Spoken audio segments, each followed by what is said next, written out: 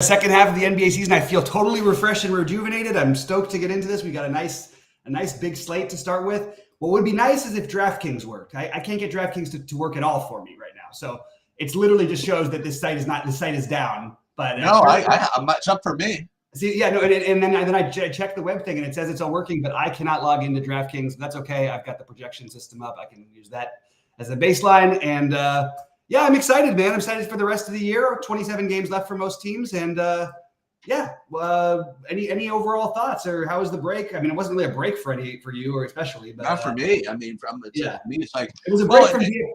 Go ahead, Sheets. No, I mean, I've got a little more, got a little more other stuff done. But I had all the other sports were going on, and I did some work on some of the tools. I'm making videos on how that works out. Yeah, I mean, it's just another. But I did get a little more sleep last couple of days actually. Yeah, but that's nice. I'm thinking of. With that said, I'm thinking of maybe doing a live sweat tonight. I have to see. The timing is not great because the last games end at like 11:15 my time. I was going to do it at like 11. That's usually the best time for me. But I'll see. It's possible I do something like that. Yeah, and I'm happy to like commit going forward. And even if you're not there, I'll do it won't be the same version of one, but even in some Wednesdays, I think it'd be fun to do them in general. And obviously we have Wednesday this week, but yeah, I would love to get into more of that. I'm into that. So for those of you that are here, I guess for the first time or whatever it is, you're watching this for the first time with this, or have been following along, maybe you're back after a while of not checking us out. I mean, it's really we're really doing a lot, even with the other sports. We're really committing to this NASCAR thing. We're doing a lot of the NASCAR. I'm even posting some stuff within the tennis streets, not so much content, but more like ownership stuff and kind of like informational stuff within the Discord. I'm still playing every day and kind of like, bragging when I'm winning and whining when I'm losing and stuff like that, and still putting up sheets. But and maybe one day we'll do a live before lock tennis thing. But I'm continuing to work on these ownership projections and these ownership comparisons between the industries. I have some really interesting revelations as far as that stuff goes. I'll keep posting that. MMA, I'm doing like 3 different videos a week in MMA. Wow. 1 just for the plays, 2 for betting, and 3 for just lineup construction. We did a hockey lineup construction video that really everybody seemed to embrace. And this is what making me feeling good is that I think that the more people that are here, the more are really interested in process. And that's really making me happy. Yeah. So we're going to continue doing that, continue piling on that. League of Legends stuff is really, taking hold within the Discord. People are talking about that. And that's what I want. I want everybody to learn, and I want to learn too.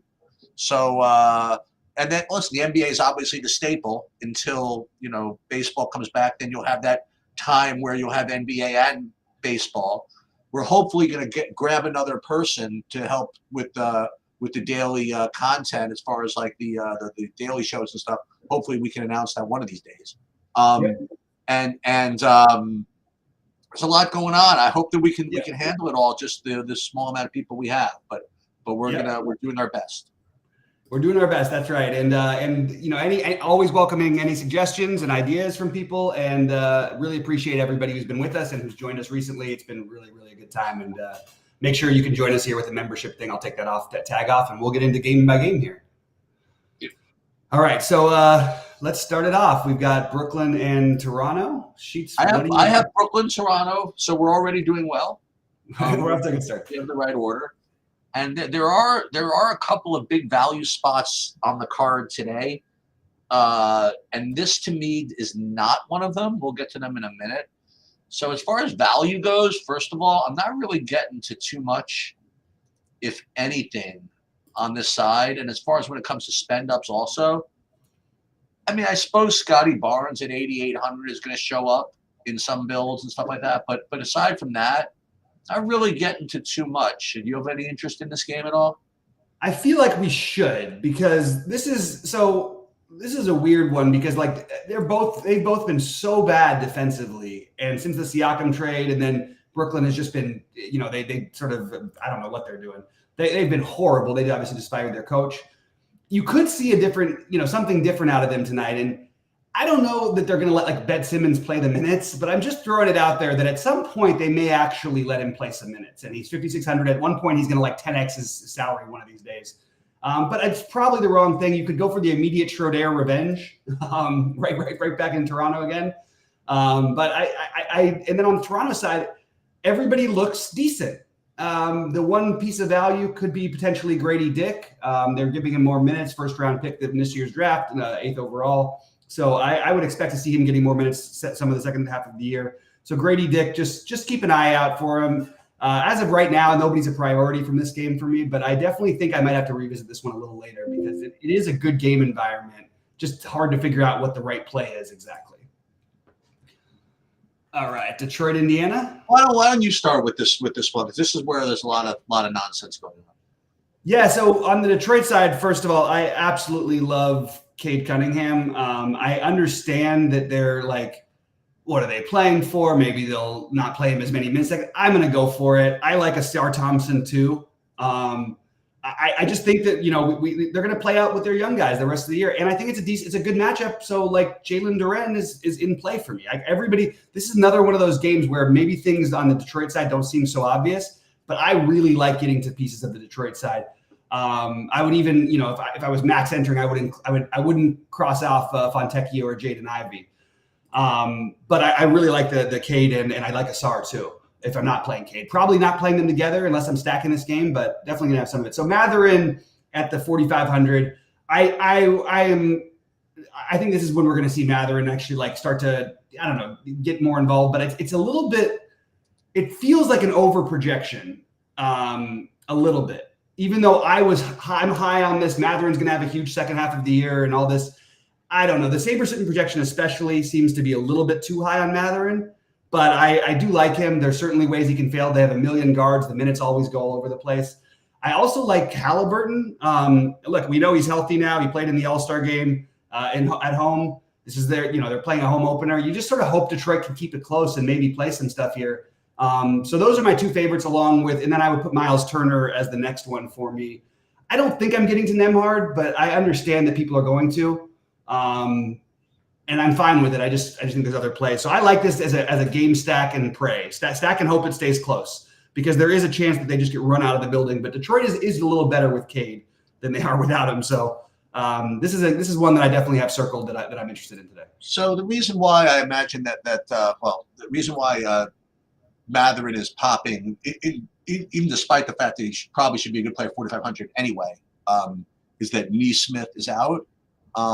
So that's one of the reasons why he's showing up right now at 50% ownership and 6.5x projection.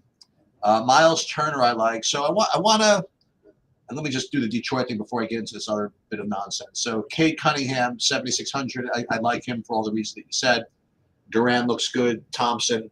So this is to me not confirmed, but it's like the rumor that's kind of going around, and it doesn't matter because it's going to be before lock anyway.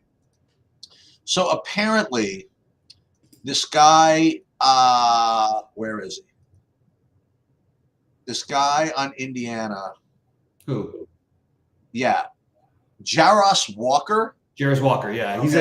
Yeah. So what they're saying is that in practice yesterday, he was wearing the starter's jersey. Whatever that means. So and he's like currently has a 0 projection from SaberSim and 0 minutes. So we'll just keep an eye on that as the day goes on, if that actually meant something or means something. And that's one of those cool things that I would actually speculate on, like if it were like a late game or something like that. Yeah, if you didn't know, you know what I mean? But it is an early game, so everybody's gonna have that.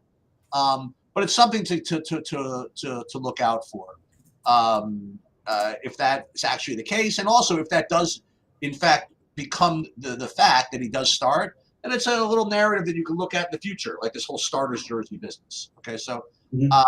Again, just rumor. I heard a couple of places. I haven't seen anything confirmed that that's actually the case. But he is 3K flat, and I would also go so far as to say that even if he doesn't start, if there's anything to that at all, maybe he just gets run off the bench at least. You want me to address it? Because yeah. I can talk a little bit about this. Yeah. So Jarris Rocker's the 8th overall pick in this year's draft. I actually got the other one wrong. It was the 7th, I think, or the 9th that I got mixed up with him. He's very they're very high on him apparently for the future, and there is a theory of them playing their guys. I just don't know how there's that much room, even without Neesmith. I say this every time we bring up Indiana, and they have 11 guys who are in the rotation already, who are available tonight. Why are they going to knock those guys out when they are successful? This is not a team that's on that's not going to make the playoffs. They're going to be in. You know what I mean? So I don't. If Jalen Smith is out, would be the way that maybe you get to that. But it would be weird for them to sort of change their whole identity. They just got rid of Bruce Brown to free up Mather in minutes. You know what I mean? Yeah. How is Jarris Walker going to get the run in here with Siakam, Halliburton? Nemhard's not going to lose minutes. Turner's not going to. Well, Turner might lose a few minutes, but McConnell's still going to play. They're going to play Obi Toppin 20 minutes. They're going to play Doug McDermott. I just don't know where the minutes come from unless he starts. So I would be. It's something to think about, but I'm a 10 gamer. I don't know if I'm going to quite get there, but I like the thinking about it. I just personally think it's a really tough sell unless he's somehow starting, or we hear maybe something from the coach where he's going to play 20 minutes. I don't know. We just got to hear that stuff first. I think the Grady Dick speculation is a much better one to speculate on. The problem is he's going to have some ownership, whereas Walker won't. But I like if in fact Jalen Smith is out, and if in fact Walker starts, I mean, I'm probably going to play him. Yeah, probably playing some of them. I don't. Yeah, you're probably going to play a good amount of them, I think. But it just seems like a weird thing for them to do, right? Although there is some thinking that, hey, we've got to get this guy some minutes. Sort of like what happened with Jalen Johnson in Atlanta over the last 2 years. There's a lot of comparisons. Anyway, I've been listening to podcasts all week long about all this stuff, so I'm aware of it. I'm not going to treat it with anything unless I hear something more as of right now. All right. Next up, we have, which game do you have? Knicks Philly? Yes. All right. Your Knicks, Sheets. Contenders. Yeah, my Knicks and Philly, it seems like kind of a slow game. And as a result, nobody's really showing up as a good play for fantasy. I mean, I'm looking here. Tyrese Maxey, I guess, would be the guy I would play, but probably not going to be any big hurry to play him. Watch this other stuff. Is Bojan Bogdanovic playing? He's expected to play Thursday. So I don't know what that's going to do to the rest of the rotation. I couldn't even imagine what happens. I imagine they just actually start him if you want to know the truth, and whatever. You do have, what's his name, back? Hartenstein is back, so he's probably going to play. So it looks like him maybe. Oh my God, a Chu is 7,100. That's the end of that. So yeah, not that I want to play Bogdanovic really at 5,900, but all more reasons why I think I'm going to be off of this game actually. So yeah, I'm going to go a different. Again, I'm going to have to figure out at the end of the show what my priorities are, because there's a lot of plays I like on this slate. And I just mentioned one at this price range in Halliburton. When I first was trying to build without even looking at any projections or anything, the first thing I naturally did was I put Brunson, just again, this is last night, this is before everything. I put Brunson, Maxey, and Halliburton all together. I think that this is a really good spot for both guards. It's did we forget that Julius Randle's out and that Julius Randle and OG are out? And on the Philly side, do we forget that Embiid is out? I don't know, man. I'm kind of into the two guards here, and they're going to be super low owned. The problem is, are they better than Max? Are they better than Halliburton? Maybe. I think Maxey maybe. So Maxey's the one I like the best. But I do think that there's tremendous upside. Philadelphia plays faster without Embiid, so the total is actually more reasonable. And that's all I have for right now with this. But I don't mind I don't mind some pieces of it, especially the Brunson though. the one that's really that was sort of confusing me is I sort of thought like DiVincenzo would be an interesting play, but probably just the wrong slate for it at 7,700. I'll probably do it on another slate, but not this one. All right. Next up, we have Cleveland, right? Yeah. So you would at first glance think this is, not really that exciting a fantasy game just because these two teams play good defense. But you have a late addition to the injury report in Pablo Vincero, like an hour ago, actually, with an illness. And if he's out, then you're going to get like John Isaac business, for example. Maybe even Mo Wagner business. I mean, there's business to be had if Banchero is out. That's for sure. I don't have it in my projections yet, but we'll just have to see. And Cleveland, I have to listen. These guys are cheap. I mean, I don't. It's probably not the greatest game environment, but Mobley 6,700 and Garland at 5,900, for example. I mean, that looks pretty appealing to me if you want to know the truth. Now, Mitchell, he was present for shoot around. Okay. That makes it a little harder, not hard, but a little less, whatchamacallit, they're obviously less of a good play. Let's put it that way. If Mitchell actually plays. If Mitchell is out, for example, then those two are too cheap. Garland would be a lock, I think. Yeah, but it does look like he was present for shoot around, so I still think those guys are pretty good plays, though. They're not like priorities, I guess, but I still like them. And we have to obviously watch for the Orlando news, which fortunately is going to come before lock. And yeah. God, it feels terrible to play anyone in this game. This is probably the two slowest team, or like the slowest matchup you can get in basketball, basically. I guess it's Orlando and New York, the Knicks. Or actually, the Knicks are a little faster now. I don't know, man. On the Orlando side, we just need to know about Banchero. I definitely agree that Isaac would get a boost. Obviously, Wagner, I think, would be the main beneficiary, and so would Wendell Carter. They all would get such a massive boost, but it's such a lousy matchup. So it's a little tricky, but we'll obviously know about that before lock because that game is at 7 Eastern. So I am going to just say that when look, I'm totally fine with the Mobley thing. But I'm just going to play Darius Garland when he's under 6K. It's just simple as that. I'm not going to lock him in because I just mentioned 4 other guards that I love. But I think Darius Garland is definitely going on the priority list for me today. I just don't think we can just let these guys slide at 5,900. It's just too cheap. I mean, if he was 6,900, I think he'd be reasonable to play today. So I think we're under projecting him fantasy point wise. The only thing that I want to double check is, I mean, they've got him at 33 minutes. Like, I don't know. I'm kind of into that play. I know Mitchell's taken up all the usage lately and everything. Not everything is going to be exactly the same as it was. And we haven't had all these guys healthy. I think you're going to see a much more cohesive team unit, which means Garland and Mobley are probably a little too cheap, like you said.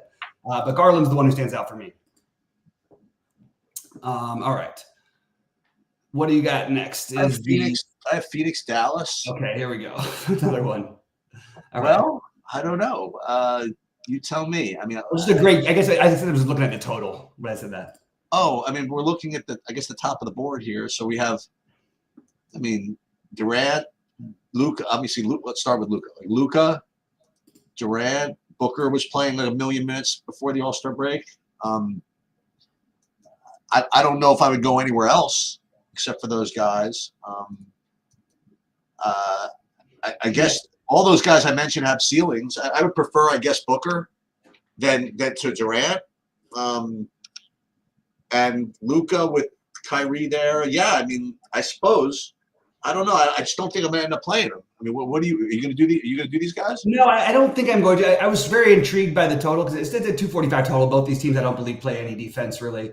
It's a little confusing though to know with Dallas because they've got basically a different front line than they've had all season with PJ Washington and Gafford now. Along with still Lively. Like they've actually, I think they did a nice job improving their team. I'm tired of chasing this Devin Booker revenge game against Dallas. I keep doing it. I've been doing it for 2 years now, so I'm probably going to get off of that one. I think the Gafford play is incredibly thin. I I don't like. There's nothing minutes like he can get there because he's just on the court and he's athletic. Like, but let's not go chasing the fact that he faced his former team right after he was traded and then had, he put up 16 and 17 in 24 minutes. Let's not get carried away. Gafford is way too expensive for the role. It's a good matchup, or it's actually not directly a good matchup, but it's fine enough. It's a good pace game. I'm not going to just assume that they're going to stop playing Derek Lively, who is their big first round pick, who's been good for them. So I'm not giving Gafford even necessarily more minutes than Lively. I think he will play more minutes. I think it's within a couple probably. So I'm probably going to be off of it, I guess. But it's a game that I certainly wouldn't argue if you played any of the studs in this game, especially Luka. But I guess I'm not really getting there. I thought I was going to initially just play all the Luka, but now I'm looking at it again, and I think I have too many guards that I like better, that are cheaper. Okay, Sheets, let's get into the 8 Eastern games. So OKC. Damn it, we were on a roll. I have OKC versus the Clippers. So this could be a preview of something. I don't know exactly what, but it could be a preview of something. I guess I'll just ask you. I mean, like I have a 4x guy. I have a guy who projects for 4x and 0.3% ownership. You feeling it or no? Yeah, a little bit. Like, I mean, it's one of those where I wouldn't put it in my big buy-in, I don't think. But I do think that I would, with Zubac back, like it's just hard for him to get enough minutes. I actually think that the Paul George thing might be the way that I would look at it a little bit. For those of you that didn't get what I was referring to, I mean, you have Westbrook going back to OKC, which hey, if he had the opportunity to do it, he would love to do it. Let's put it that way. I don't know if it's going to happen for him. I don't know. Maybe OKC blows him out or something, and then he gets there. That's for sure. But I don't know. I'll probably end up. I'll say this: if I get to him organically, I'll be happy about it. I don't think there's any way I get to him organically with that kind of projection. But I just figured I'd bring it up. And yeah, I guess Shea is totally reasonable. I have him at only 3% ownership. It's not greatest matchup in the world, but he always has a ceiling. Former team for him too. Yeah, that is very true. And traded, he has some reason to have some revenge, actually. Yeah. What do you think? Yeah, I'm not naturally just getting to anything here. I think that if I did, it would be Paul George or Westbrook, and it would be a flyer. Like, I understand that it's just going to be hard for him to get the minutes. But I mean, I don't know. They love him there. Like, but this is a really competitive game. It's like a really serious game, Yeah, I know. But he also might play even he might close if they're trailing. So it's really you're just betting on like a certain game scenario that gives him a chance. Because I do believe we're given the chance with the minutes playing 20. Let's say he played 26 minutes. I think he's looking. He's probably paying off the price pretty easily. I just don't think I can do it with especially the other guards on the slate. Yeah. And I think Jalen Williams or Shea are both fine, but like nobody who stands out for me. It's a really good real life game, so it'd be kind of fun to do something, but I just don't have anything that stands out. Boston, Chicago seems like kind of a yawner to me. I don't really see too much coming up value wise, or I don't really feel like playing Tatum. Probably a pass. You like anything here? Same thing I say basically every day. I think that all of the Bulls main guys are totally fine. I will not be able to get to Kobe. Oh, he's shooting guard eligible. I might be able to get to him, but I don't think I'm probably going to end up there. I think DeRozan and Vooch would throw Kobe White in the mix. I don't think there's anything wrong with any of these plays. I think Vooch would probably be the one that makes the most sense. He's showing up really popular right now. Yeah, I think Vooch makes the most sense, but I don't think you have to play him by any means. Not my favorite game. These 8 Eastern games are not my favorites today. Nope, and we can make probably quick work of the next one too. I mean, I don't know how he's been doing. If I didn't know anything, I would just say, "Wow, Sengun 8,600 at 3% ownership. I'll try it." But I think they were either been horrible. They were doing horrible, and they've been without Van Vliet, so it's kind of weird. Yeah, and he hasn't done anything. Right. So I guess that's not going to happen. New Orleans, you do have Brandon Ingram, who was questionable yesterday with an illness, and there's been no update on that.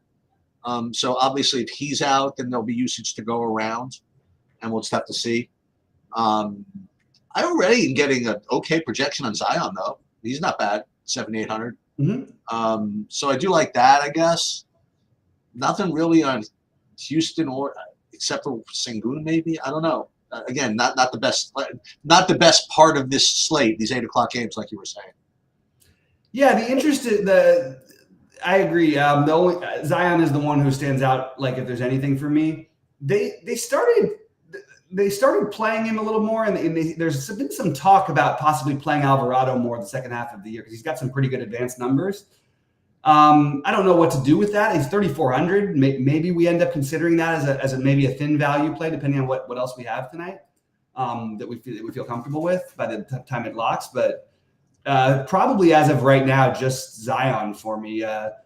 This is 2 pretty decent teams, and yeah, nothing that really jumps out. Even the Zion thing is certainly don't have to do it. Like I think I like Vooch just as much as I like Zion for what it's worth.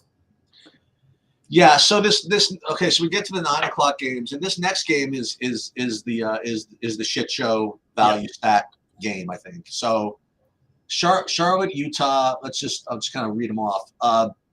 Keontae George, 4,700. Colin Sexton, 6,200. Walker Kessler, 5,100. All those guys are reasonable. John Collins even can get in there. Lowry can always have a ceiling. Clarkson, literally all these guys. And then on the Charlotte side, you're getting, well, we'll get to the good players in a minute, but I mean, Cody Martin, 4,600 looks pretty reasonable. Trey Mann, 5,500 looks reasonable. And Miles Bridges is just doing it all, So I think all 3 of those guys, you want to try Grant Williams in there also. I think that with a couple of games seeing kind of yawners that we just kind of went over, I think that the projections on these guys and listen, there's nobody going to play any defense in this game. I hope that Utah doesn't run away with it. They probably will. Which they probably will. But until that time, I mean, it could be 70 to 50. It could be 80 to 64 at the half, whatever. So I think this game can definitely deliver. Yeah, I'm I'm trying to figure out what I want to do with this one. We could say look, I definitely want. Look, Trey Mann is that's the easiest play in the world to me. I think he's actually looking like he's under. And the problem is, it's just there's so many good guards today, and there is some blowout risk. But Trey Mann at 55, I've always been a Trey Mann guy. Like when he gets minutes, he'll chuck, man. He'll go for it. Grant Williams seems to have a totally different role than we've seen him have ever. Basically, more like he did in college, maybe. And you're seeing some usage out of him. He's put up 27 or more in all of his games with Charlotte. He would be option number 2 for me. Trey Mann, I will call a priority. I actually think if I was playing a cash game lineup, I would probably have Trey Mann in it right now. Even though I like the other guards for tournaments. But you like him more than Keontae George at the position? By Keontae George, you never know what's going to happen with Utah. Okay. The problem is he's played a million minutes lately, so we should assume that. But also, he can have unproductive minutes. I don't really know if Trey Mann can have I don't know if he can play 30 minutes and put up 5 or 10 or something. Right. I just think he's going to be in the 30 to. Yeah, I do like him better, I guess, is my long way of answering. Just they've got so many guys. I mean, the Utah stuff that I've been telling everybody all year, and I feel pretty accurate about it, that I feel like it's almost all been a trap. I do think Keontae George is also a really good play tonight, but because all they're showing is they're giving him the minutes as a young guy. We got to trust what they're showing us. So I would say that this is the problem with the slate, though. Then I'm using up these point guard spots at these super chalky things when maybe I can get 60s out of my 9K guys. But the problem is if these guys get 35 or 40, that's going to still be hard to beat. So it's really tricky. And it's just, there will definitely, as of right now, there's almost no way anything but a point guard's ending up in my utility spot in every lineup. I just don't see how you avoid. Their guards are just so loaded. So I like Keontae George, and I really like Mann. Everybody else to me, especially at the ownership for the Utah guys, I just feel is a little bit of a question mark. If people are really going to play, I like Walker Kessler. We've been playing him at no ownership, and I know they're starting him again.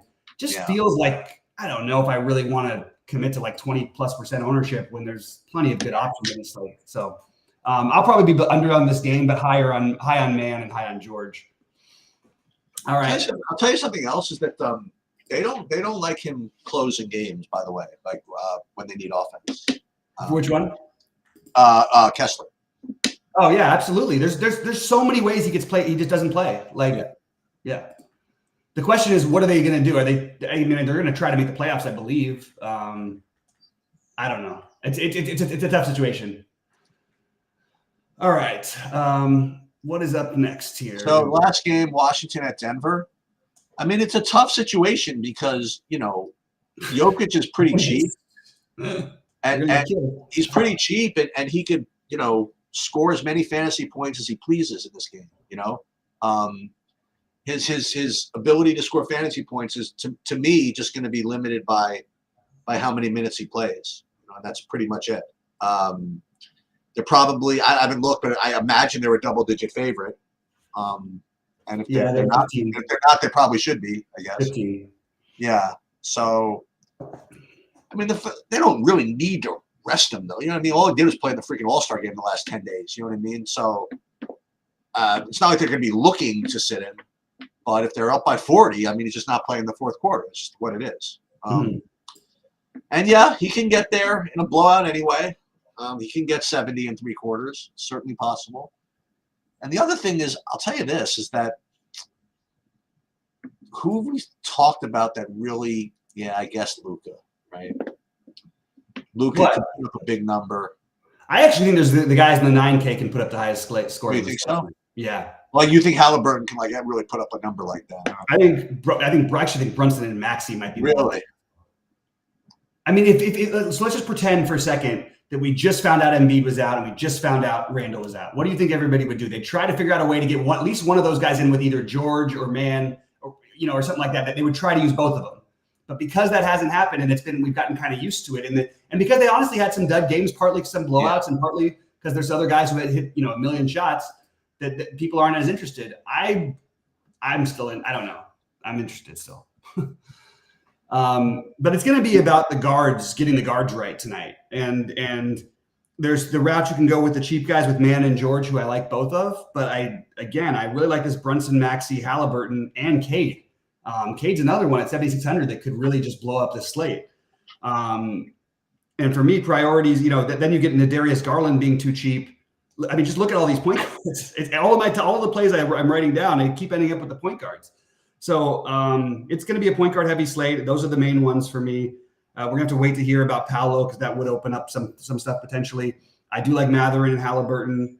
I don't mind getting to some Zion. You just had him pulled up. Miles Bridges would be another one if you're hoping that game stays close. If you want to stack it, he'd be one I would consider using. Those are the main guys for me. I do like the Detroit, Indiana potential stack and then play that with the obvious value from Utah, Charlotte. And I think that's an interesting route to go because I don't think people are playing that game very much. So early Sabre sim builds, again, this isn't running sims yet. This is just the Sabre score build, is not surprisingly getting like 100% Keontae George and Benedict Matherin. Yeah. And Jokic, by the way. Basically that group of 3. And it makes sense that you play those guys to get to Jokic. Right. But I think the Jokic play is terrible, in my opinion. He's going to smash. I just have no interest in this at all. Like I don't. There's some times where it's like, oh, should we really project this? Should we really project that? I'm going to just go ahead and project a blowout, especially at this ownership that Jokic is going to. Yes, he's too cheap, et cetera, et cetera. You have this value at guards. It just puts you in the exact same build as everyone else. Like, I mean, if you play George and Mann and Jokic, you're just immediately putting yourself in with like 90% or not 90%, a huge percentage of the field. I guess whatever percentage ends up playing Jokic. And I worry about that game. I mentioned earlier this year, Jokic had a streak. I think it was 6 games where they won by 20 or more that he hadn't shot more than 3 times. That's a scary thing. I know there's other ways to get fantasy points, but you're telling me I'm going to pay 11.6 for somebody who may not shoot 3 times. It's a little concerning. And I just think they're going to roll over them, and it could be anyone. The thing that I'm wondering about is wonder if part of that is, I mean, Jamal Murray is he's going to play. I don't know. I just can't. I just think the Jokic thing. There's so many other plays in this slate. I probably would rather do something different. So I have a play from this game as well. Like if you're going to play Jokic and you need someone on the Washington side to do something, is and this is like biased because he won me all the money recently. Is you get Tyus Jones at 6,100, and he's been just doing great. That's the best I can describe. It's been unbelievable. Yeah, and if you're going to need the game to stay sort of close for Jokic to smash anyway, I think Tyus Jones is. I think people if they're going to play that way, like they say, oh, if I need someone from Washington, I think naturally people are going to probably play Kuzma, and that makes sense, right? Because he's kind of known as the guy. But Tyus Jones has been really good, and he's got 30 minutes plus every game. Not to mention 40 in the last. Probably, I imagine that was overtime, but maybe not. I don't even know. And I'm not sure about that one. 16 assists against Dallas in 33 minutes. You know what I mean? Like the guy's doing it, man. So I would play him as kind of an I want to say low owned, but I still see him over 10%. So he's not going to be 6,100 with game logs of everything in the 40s. I mean, people are going to play him, right? So, no one's going to play him. But I definitely like him. Yeah, I don't think anybody's going to end up playing him at all. So you'll be completely alone. I like the idea of it. I cannot do it with the other point guards available today. Well, that's the problem. Yeah, exactly. Yeah, but I like it. And he's completely point guard only eligible. That's the other thing. Yeah, that's the problem. It's again, I like the idea of the play, especially if you're playing Jokic. I still think if you're playing Jokic, you could do it because you could play He-Man and George. You know what I mean, and then spend that elsewhere. That works. Avdia, be a little careful about the game logs because remember Kyle Kuzma didn't play and then got hurt in one of those games. But I do think that Avdia is going to have a huge second half. I'm just not going to pay 6,800 for him. Well, the other thing is, they got rid of they traded Gafford, so they've been doing stuff like Avdia at the 5. You know what I mean? Like they've been I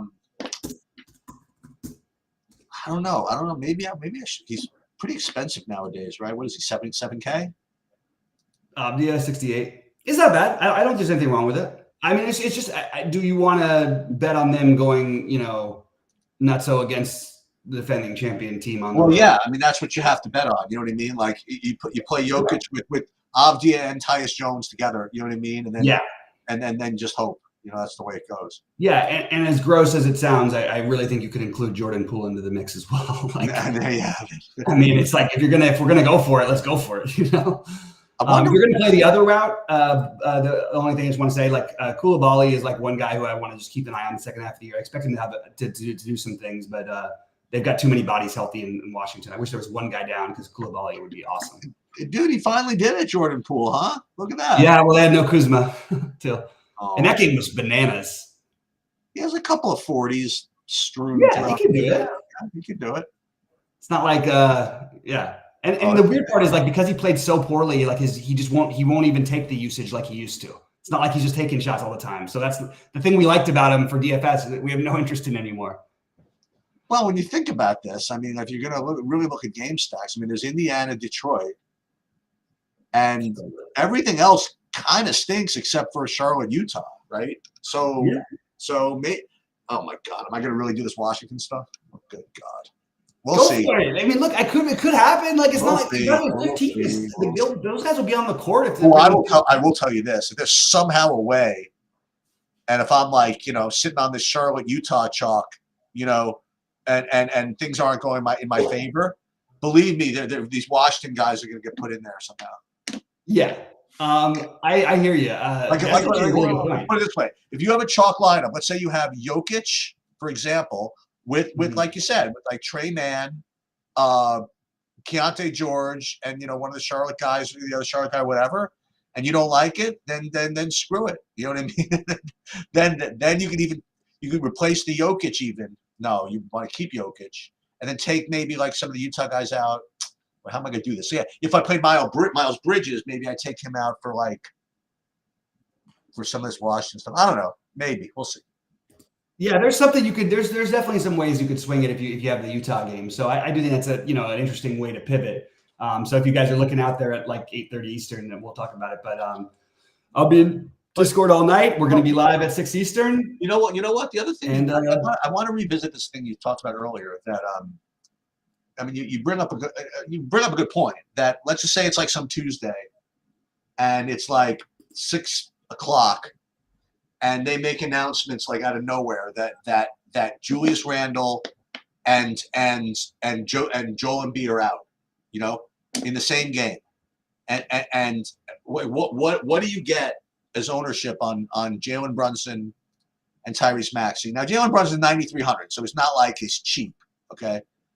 But you have to think that those guys would be owned in that scenario more than they're going to be owned today, right? Because of the way it's been kind of going. Now, Alec Burks has got minutes, right? In his last appearance with the Knicks, he got what is that part about? No, I don't know. I'm just trying to think of what might prevent Brunson from being such a great player. It's really been DiVincenzo who has been the preventer. Well, it has been, but Burks wasn't on the team. No, Burks was there though for at least a game or two. Oh, okay. It is Burks back in Philadelphia. Hey, if you want to get another little narrative, it is. But and by the way, not to point this out, and this is maybe a little bit too reach. I mean, Jalen Brunson is a Villanova kid. This is Philadelphia. That's true. Go. And well, you know who else might be active for this game? Again, not to rain on the Maxey parade, but Kyle Lowry, it says he's going to be available. I don't know what that means.